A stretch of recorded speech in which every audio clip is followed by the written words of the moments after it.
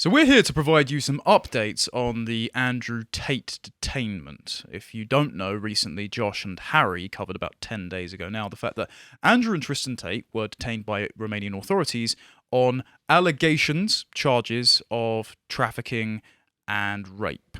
I think kidnapping might have been in there, but off the top of my head, I can't quite remember. So if you'd like the comprehensive at the time overview, Josh provided a really detailed and very impartial perspective on how and why Tate was detained and some of the BS stories around the Greta Thunberg interaction and the pizza boxes, which we'll mention in passing here. What we're going to try and do is give, again, an equally impartial update.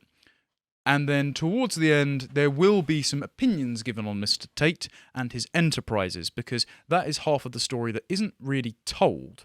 And I think it's worth knowing. Well, I did describe Mr. Tate before as like a drug dealer who is trying to sell young men rehab. And I no matter how the case plays out, no matter whether or not these charges are legitimate or not, it has opened up the broader conversation as to whether Andrew Tate is the man of the hour to speak to young men, and I'm sure we'll get into that after some of the updates. So Andrew Tate was actually hospitalised recently. We go to some reporting from The Sun, which I don't think has the best of framing. It is very sensationalised, but we'll get to the facts of it. It was reported by a Romanian news article that either Andrew Tate or his brother Tristan had been admitted to hospital. It is suggested the hospital visit was triggered after a routine medical checkup that they have had and since been returned to custody. On January the 8th, 2023, Tate posted on Twitter, obviously the person controlling his account, because I don't think he's allowed Twitter in prison, or the detention centre he's held in. The Matrix has attacked me, but they misunderstand. You cannot kill an idea. Hard to kill. Now, for those not familiar, he refers to the system of keeping you down and suppressed as a man that restrained your potential as the Matrix, and that he said before the Matrix sent their agents when he was detained. So he's using the analogy of the famous film to say, don't take the blue pill, don't be subdued, open your eyes, free yourself, take control of your destiny, and be the Neo-like hero by taking the red pill. The red pill being the common moniker that's used both by people in our side of the sphere, awakening yourself politically, and also by the manosphere, who say take the red pill as in take the dating advice, disconnect from the gynocentric divorce courts, the hypergamous dating scene on dating apps, and how women are screwing a lot of young men over with unfair expectations. All those observations, I would say, are absolutely true. It's just the prescriptions we may disagree on. But they're accused of recruiting women on social media platforms and persuading them to travel to their £600,000 villa on the outskirts of Romania's capital, Bucharest. Both Tristan and Andrew are being held in a, quote, hellhole Romanian jail, bit sensational there again, until the end of January 2023, as prosecutors announced they were being remanded in custody for 30 days. Now, no matter where you stand on this, it would be nice to let the process play out. Not that I trust the Eastern European justice system to be all that impartial, but it would be nice to get some answers on this, and either to be vindicated as per justice demands, or if they have actually done any of the things they're accused of, it would be nice to see some consequences. I've got to say, these charges, they smell a bit to me. So, I mean, in all fairness, I won't say anything about that. Yeah, I don't know an awful lot about Andrew Tate. I mean, I'd heard of him, and until this morning, I never really looked at anything he did. So I spent this morning doing a bit of a deep dive on his Twitter feed and some of his articles and stuff like that. And he's certainly a character. I'll save that for when we get into the latter half of this. But I've got to say, the idea that he is smuggling tarts into Romania just doesn't ring right to me somehow. I mean, that's a bit like being accused of smuggling cocaine into Colombia. It's. You may be suggesting they are not in short supply. Well, I mean, I've never been to Romania, so I could be wrong, but I know there are Eastern European stereotypes. He has said, and so has Tristan on other podcasts, which we'll mention later, about the fact they did bring in girls from Russia and Ukraine who were not in brothels or were not prostitutes or strippers because they are undesirable and they bring all sorts of baggage like drug addictions and abuse, but rather that these were women who had been incentivized to join their better business. class of thought. Yeah, Right. The ones that are like waitresses or bath store workers were his examples, who wanted more money and to work fewer hours and didn't have to engage with the men they were working with. You had no Johns, you had no direct pimps other than themselves, you had no risk of STDs or pregnancy because you were just doing cam work, which we'll get into shortly. So Tate is now back in custody from his stint in hospital, as we can see with this photo that's been retweeted on his Twitter account, and this is Andrew Tate carrying the Quran into prison. Now, Andrew Tate has said in the past that he wants to Islamize the entire West. That's a direct quote. Okay. Yep. Yeah, Part company on that one. Not good. As we're in England, and I can't say too much without getting in trouble, I disagree with Islam. I disagree with the hadiths, for example, that say on Judgment Days the Jews will be killed, and I disagree with the fact that Muhammad married a child. I think that's all historical evidence, and that's fairly observable, so that shouldn't get us in too much trouble. I don't think the total Islamization of the West is conducive to restoring the leftist degradation of our culture and the denigration of masculinity. It's not the tact I would take, certainly. No, it's not the best way to go about it. But at least he's healthy, because the last thing we would want is for, like Jeffrey Epstein, him to be suicided, because no matter whether or not Epstein deserved to die for his crimes, and I think he absolutely did in the end, we never got the names of his clients. He eluded justice, let's say. So if Andrew and Tristan are guilty of anything, we don't want harm to befall them, and we want to see the things play out, right? It would be totally unfair if they were harmed before they were vindicated, or it would be totally unfair for people who were actually affected by them if what is alleged to be true happened, because we would never get to see justice on that. So again, I think that's fairly impartial. So what's being alleged? Let's first of all go and debunk a little conspiracy theory here from a crazy trans rights activist called Alejandra Caraballo, who has been cited in congressional committees as an expert on misinformation on trans stories, and then she confected this idea that the Romanian authorities only found Andrew Tate's compound because he ordered pizza. No, he has a passport to enter the country. They know where he lives. I mean, it's a big house. It's covered in neon. You see plastic women walking in and out of it all day and night. I'm sure you can't miss it. Let's be honest. They didn't need your help, love, and they didn't need a pizza place either. So, new Pizzagate, moving on from the crazies. What's being alleged? We have some developments since Josh covered it. Eliza Blue went on Timcast, if you can move to the next link, please, John.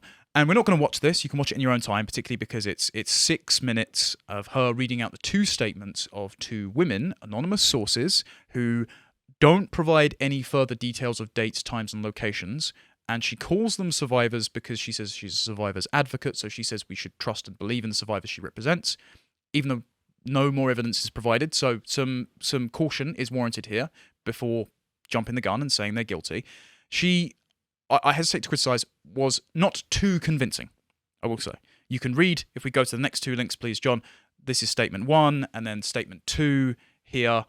In your own time, it uses the phrase lover boy.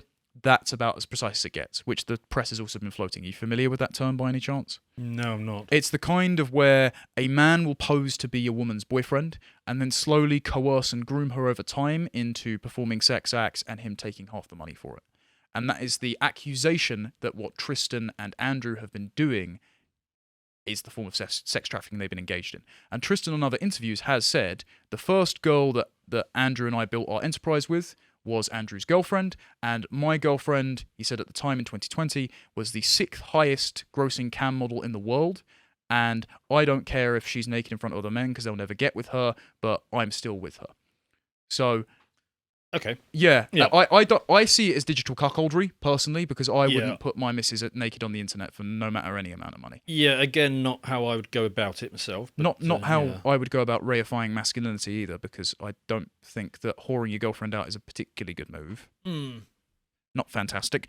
But that being said, we don't have any information from these two witness statements, right? If they are witnesses at all. So we actually can't buy into this. So this is just to provide more updates on the case as more information comes forward, but we can't make any speculative judgments either way. That would be irresponsible of us. So, on to the next piece, please. There is a bit of a problem with Andrew, though, and that is that he has admitted to committing, well, I don't know if this would be considered fraud as a crime, but let's say moral missteps. And we're going to play half of this clip. Again, it's about 4 minutes. You can play the rest in your own time. But the real key point is he explains how he ran his webcamming business by preying on what he would define as beta males, of course, people who are hooked on the porn industry and think that paying a woman to spend time and attention on them nets them the security that a regular girlfriend who actually loves and cares about you would. I've obviously never done this. I'm sure you haven't either because you're a married family man and we're frankly normal. That's a bit insulting, actually. If you are part of our audience and you are doing this, it's not healthy for you, lads. Come on, stop it. Spend your money on improving yourself. You can go out and get a girlfriend. Spend some time really building yourself up rather than giving it to, actually, the man holding the camera and the keyboard, which is Tate, his brother, and his team. Let's watch this clip. And maybe this is a bit bad. Here's where the famoose would start. So it'd be good. Like, I had a lot of girls who worked for me, and the best was like the Ukrainians or the Russians.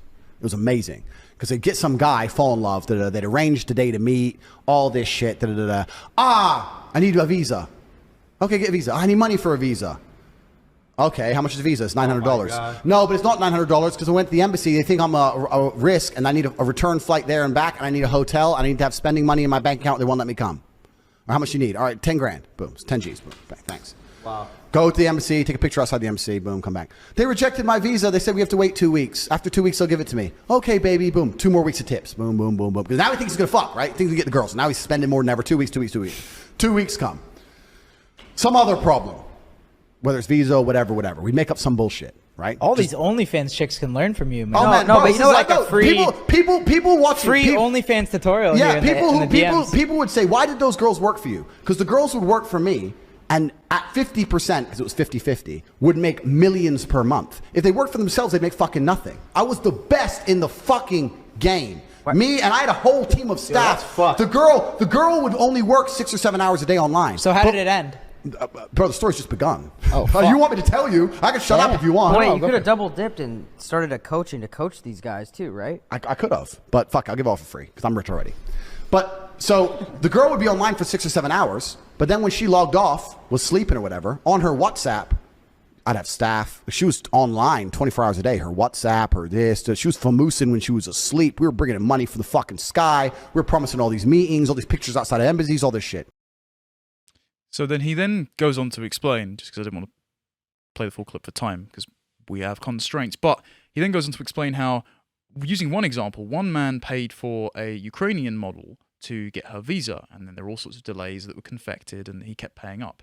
And eventually, at one point, he would say, we would introduce an excuse to get him unhooked from the model so we never had to deliver on the goods, but that he would feel bad enough to not badmouth our business. So what would happen was, she would say to him, or his staff would, pretending to be the woman, would say to the man who's addicted, oh, I can't go get the visa today, I'm going to have to cancel the flights, we need to rebook it. And he goes, why? And she'll go, I have a headache.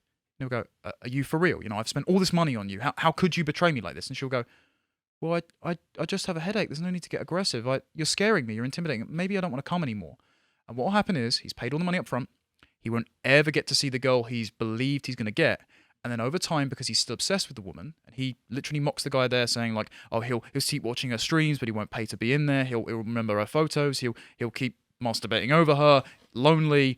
He is hooked on her, and so he'll blame himself, and then he'll either give money to the same girl months later, or he'll go on to another one, thinking that it'll work this time. Just sort of scamming beta males into.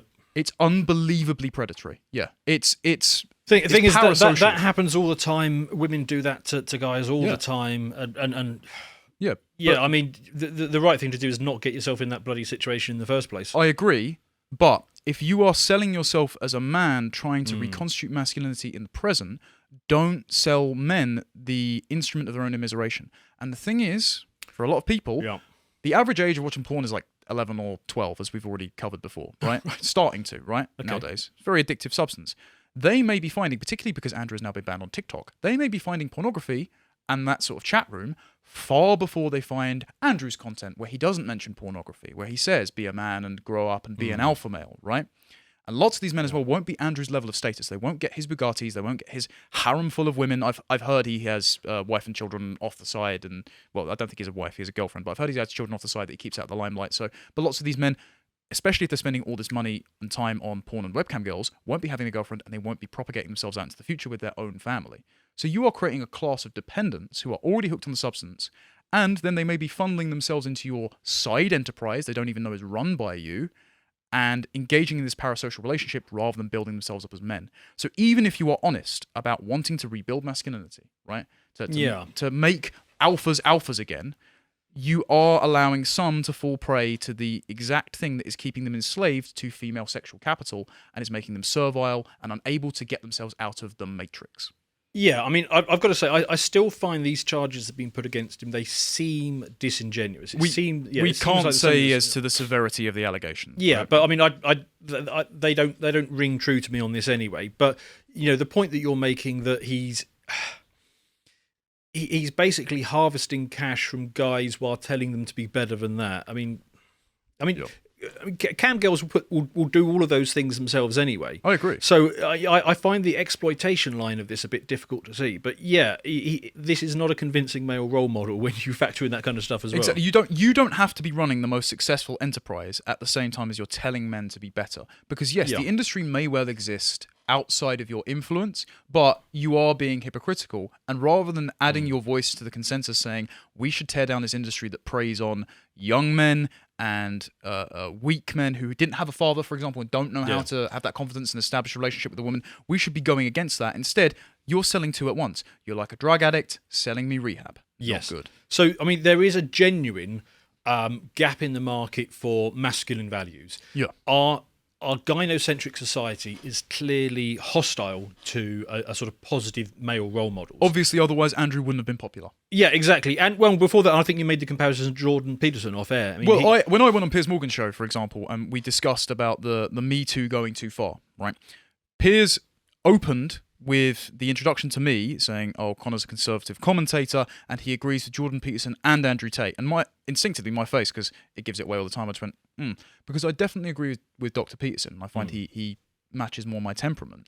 And he doesn't have the same contradictions, or at least Peterson is not running a cam girl show on the side. No, obviously, that we know of. Obviously, his benzodiazepine withdrawal coma was a very unfortunate thing that I think he feels bad that he couldn't have foreseen, for example, as a clinical psychologist. And actually his absence allows Tate to rise in his stead, because he was comatose for 2019 and 2020, nearly a full 2 years. Yeah. So that left a vacuum, and someone less refined and more contradictory came up instead. And so Jordan Peterson is one of those men, definitely. But there is also a kind of warlord conquering spirit that is in the heart of manhood. And nobody can accuse Jordan Peterson of being particularly stoic or muscular. You know, he's an older gentleman. He isn't afraid of crying. He's more academic. He's not as physical. Andrew Tate is a kickboxer who's compared himself to Genghis Khan. Not the best comparison because he's an actual rapist, but there you go. Not Andrew Tate, Genghis Khan. But I think the problem is that warlord conquering spirit needs to be melded as the protector part of the provider part of being a husband and father. I've said this before. I would rather be George Bailey in It's a Wonderful Life with a small family than an Andrew Tate with a mansion full of So that's the thing. models. What is genuine and real masculinity? Yeah. And real alpha males do not go around telling you that they're an alpha male all the time. That's not what they do. They don't need to. They have a calm, confident, masculine energy that doesn't feel the need to promote itself. And this is why I sort of went back and forth this morning when I was looking into Andrew Tate, because I started watching his stuff, and you know he speaks like he's about to headbutt you over an argument in a car park. He's got that sort of hyper masculine type approach of putting his message across. That is the perfect analogy. And so I was listening to this stuff, and first of all, I was quite turned off by it, because you know there is a gap in masculinity. There is an emptiness for the provision of positive and strong role models, which, as we've talked about, Jordan Peterson went into, and this is something that he's gone into as well. And because young men are so starved for positive masculine role models, they often try and figure it out for themselves without knowing what they're trying to emulate.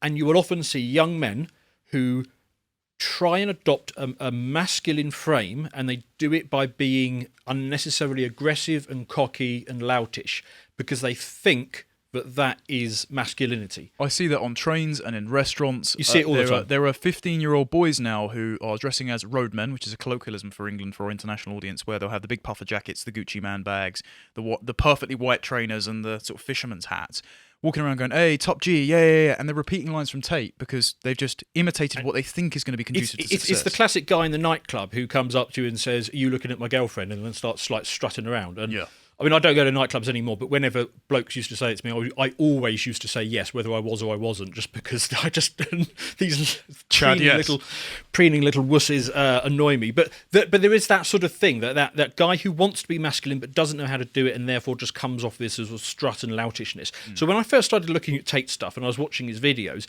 I got that vibe from him. I thought, well, this is not a genuine masculinity. And then I started to go the other way, because I stopped listening to him and I just started reading what he'd written. And actually, when I look at what he's written, what he said written down, I agree with basically all of it. I mean, I was going through pages and pages of stuff. I was like, yeah, that's true. Yep, that's true. That's definitely true. All that kind of stuff. But and I don't know, and I haven't yet kind of figured out what my view on this. And I'm going to go into the comments of this video and really see what people think of this guy. Oh, I'm really looking forward to the engagement we have at least, because hopefully, as we're neutrally presenting the information as to the case, but having this debate, I would rather that everyone was collaboratively engaged in the enterprise of redefining manhood than we just put it in one set of hands, right?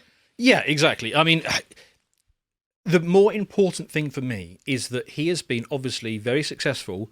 Apparently, he's one of the most Google searched people on Earth. Especially recently when he was cancelled. Yeah, but apparently even before that. So I went and looked up the stats before that, Right. and he was well up there at sort of 4.5 million searches. So he was ahead of Google. He was ahead of Elon Musk in terms of people searching for him.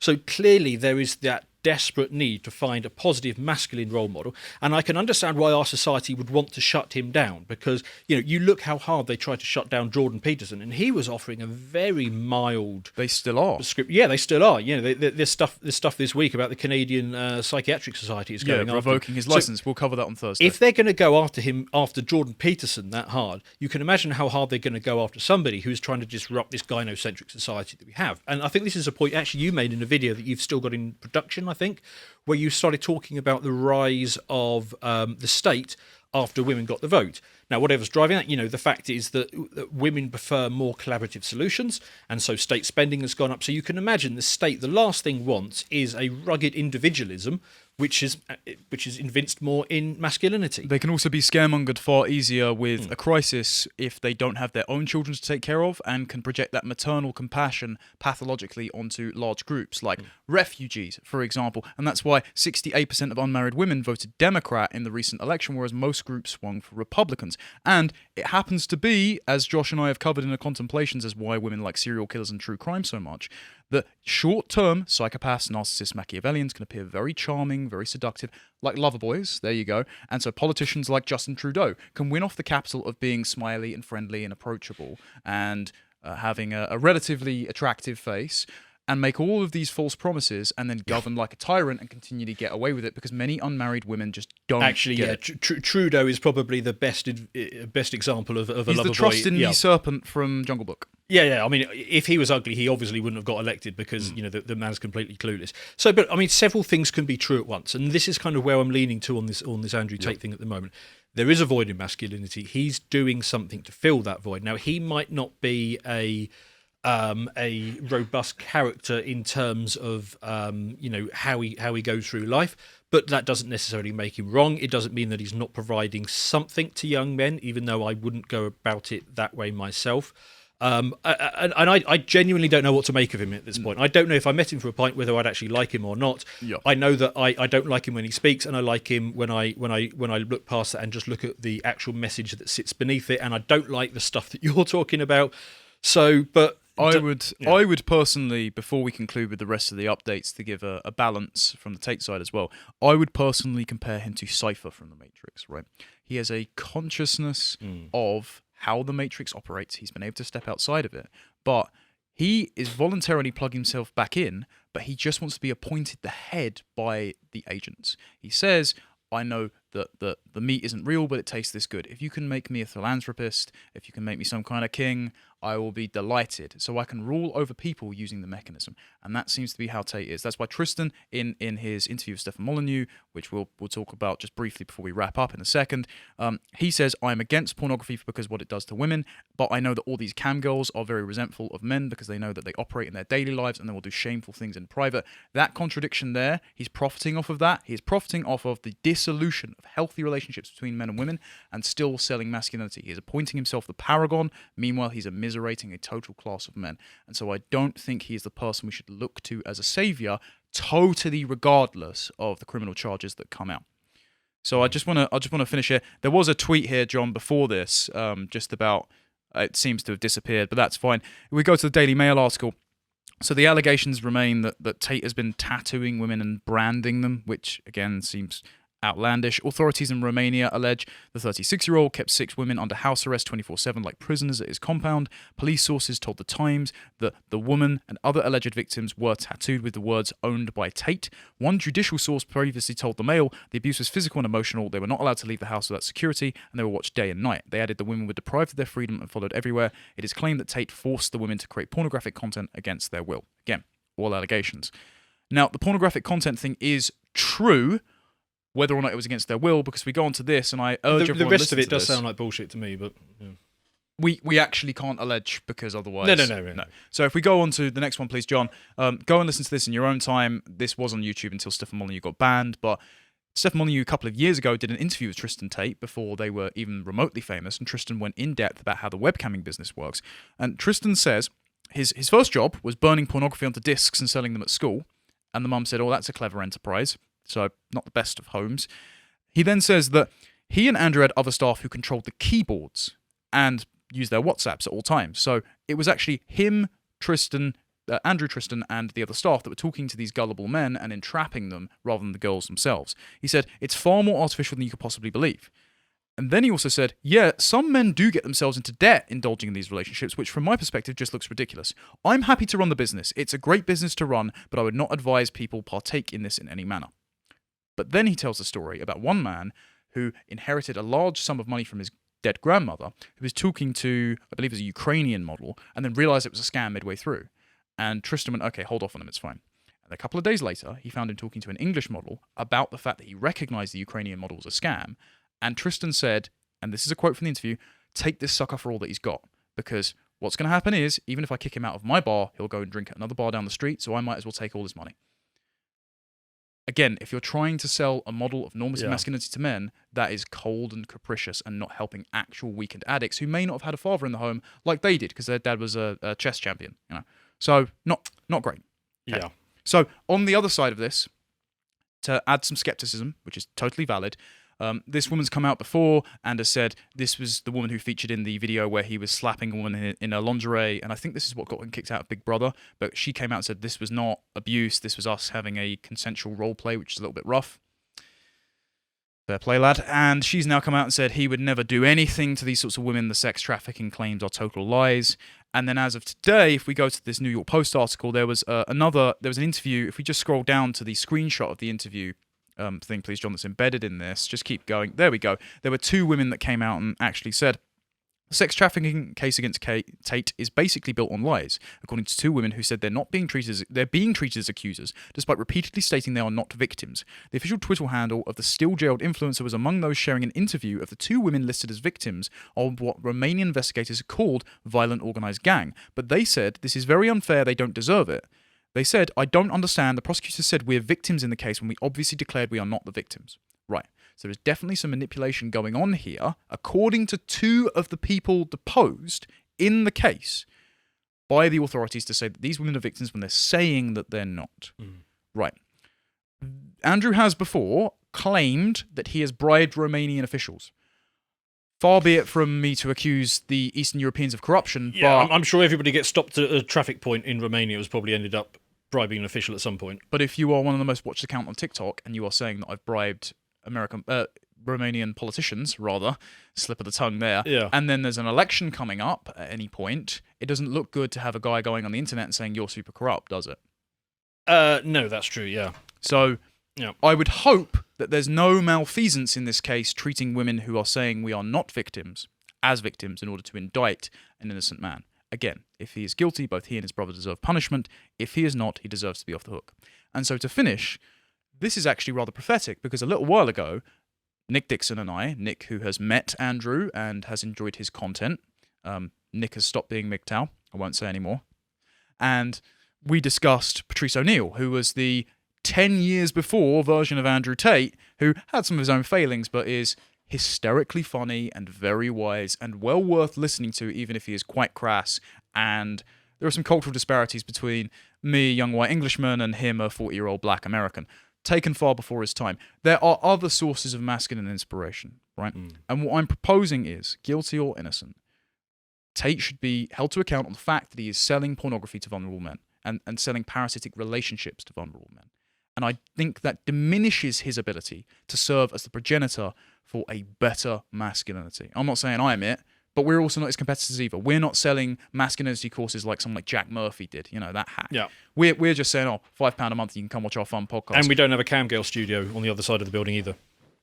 Well, I don't know what John does in his free time, but we are set up for it. Anyway, I've lectured the audience enough on how gross that is. My point is, we should hold ourselves to a higher standard. We should get rid of these vices. We should affirm the family as the victory for the everyman. You don't need Bugattis and a harem full of whores in order to be happy. And I think that's a sensible take on this situation. Yeah, and I'm keen to get to the comments actually to find out what people are saying, because I haven't made up my mind on this one, and I want to know what people think. If you appreciated that segment from the podcast The Lotus Eaters, you can go to lotuseaters.com to get access to all the premium content on the site, such as the book clubs, this one on C.S. Lewis, The Abolition of Man. If you'd like to find out what else we're putting out, you can follow us on Getter at lotuseaters_com on Getter. Thank you and goodbye.